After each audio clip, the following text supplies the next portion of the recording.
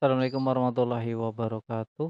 Jumpa lagi di channel Dr. IT Bedfarm, channel yang konsisten membahas tentang rawatan murai batu lomba dan penangkaran dunia burung. Tema kali ini teman-teman kita ingin membahas mengenai murai batu jeda. Ini masalahnya di mana saja dan bagaimana cara menyelesaikannya. Sebelum kita masuk ke topik pembahasan, kita masuk ke intro terlebih dahulu. Cekidot.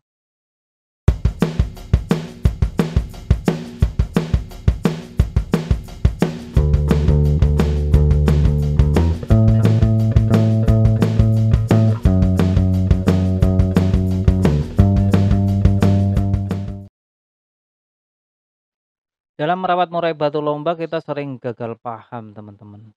Terkadang kita mencoba untuk menyelesaikan masalah murai batu jeda tapi tidak kunjung ketemu. Karena kita terlalu berambisi dan terlalu fokus dalam jedanya teman-teman. Jadi burung jeda, EF-nya kurang apa, penyemburannya kurang bagaimana. Sepertinya itu yang kita pikirkan cuma itu.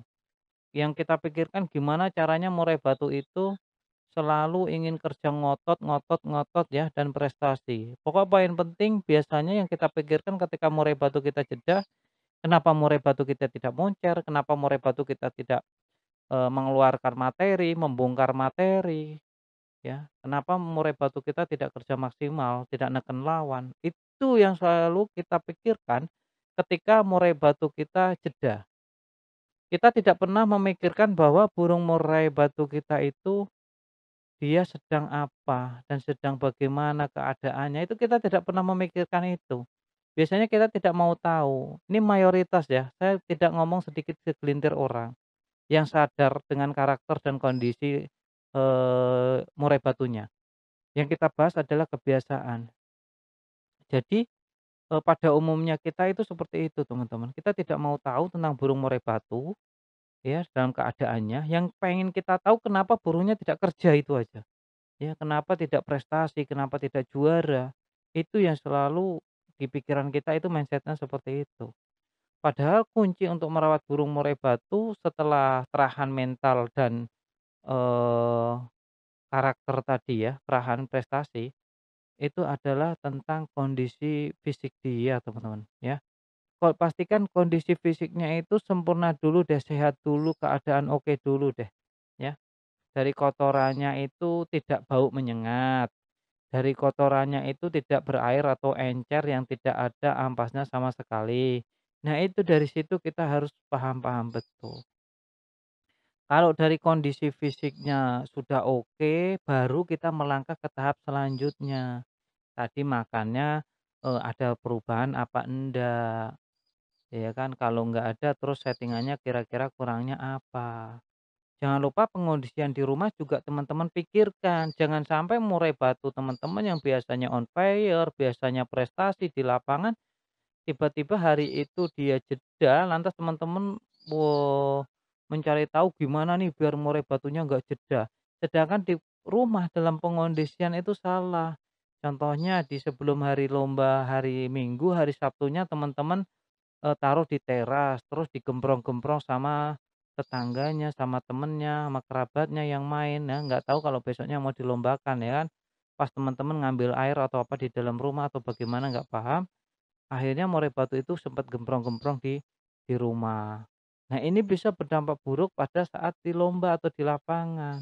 Makanya dalam perawatan harian, pengondisian pun burung harus benar-benar diperhatikan. Pengondisian burung rumahan atau yang kita nikmati kicauannya sama burung kontes itu berbeda.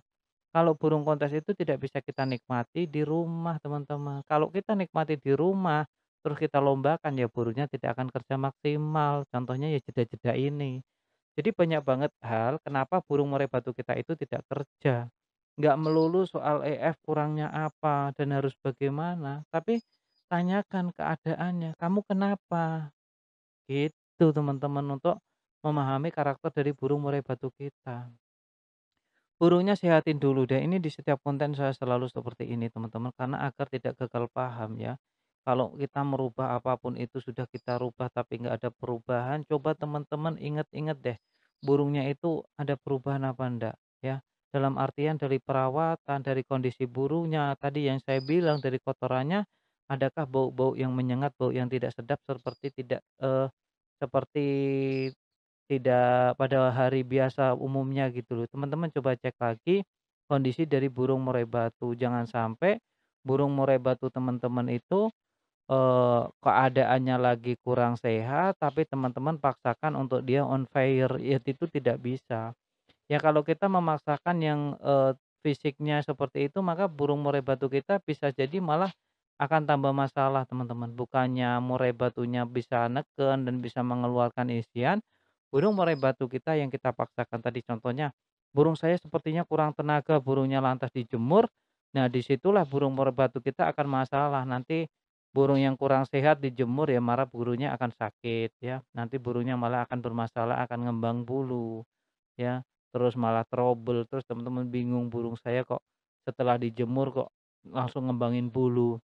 Harapan teman-teman kan pengennya burung murai batu tadi membongkar materi, bongkar isian ya kan, hanya karena gara-gara jeda burung teman-teman salah perawatan, karena analisanya juga salah, ya udah, padahal dianalisa dulu tuh burung murai batu itu tanyakan dulu keadaannya.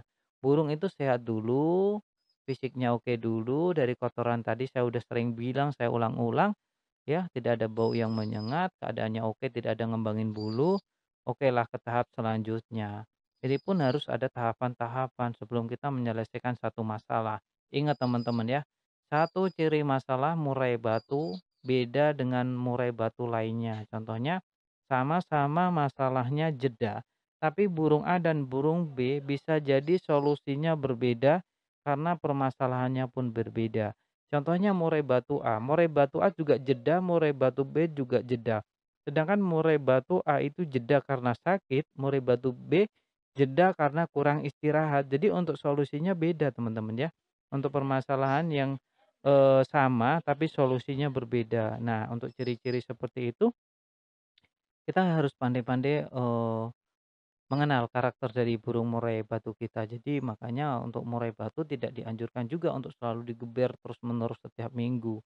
Ya kita anjurkan sebulan sekali untuk murai batu dewasa, dan untuk murai batu pastol lebih baik tidak difokuskan untuk lomba. Kalau untuk di latihan ingin tahu sejauh mana dia, terus dia udah mau kerja apalagi mau moncer, itu udah lebih dari cukup.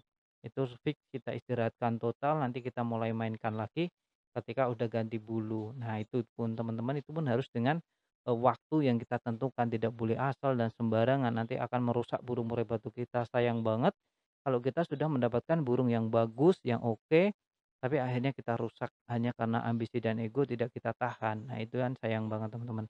Jadi burung murai batu yang bagus sebaiknya kasih istirahat yang cukup juga, kasih istirahat yang cukup, kasih puasa. Puasa dalam artian, puasa tidak melihat dan tidak mendengar murai batu lain dalam waktu 1 bulan penuh, yakni bisa dibilang di pengondisian harian, itu jauh lebih bagus.